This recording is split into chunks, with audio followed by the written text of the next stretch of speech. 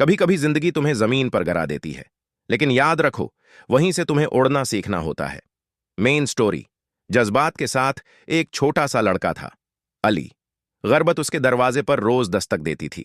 न जेब में पैसे, न पैरों में जूते, लेकिन दिल में एक ख्वाब जरूर था, कामयाब बनना है। हर सुबह वो स्कूल के गेट के पास बैठता और बच्चों के जूते पॉलिश करता। लोग गुजरते हुए कहते, ये बच्चा कुछ नहीं बन सकता।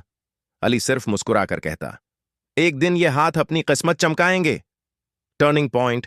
परजोश अंदाज में वक्त गुजरता गया। अली ने जूते पॉलिश करते करते लोगों से बात करना, उनकी पसंद और जरूरत समझना सीख लिया।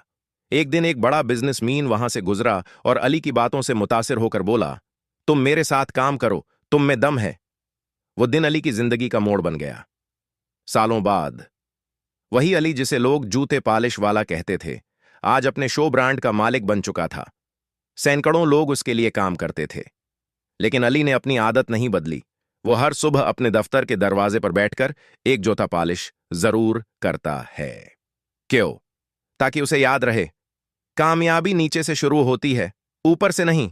आपको अगर स्टोरी अच्छी लगी तो मेरे चैनल को सब्सक्राइब करो आगे और स्टोरी सुनाने के लिए।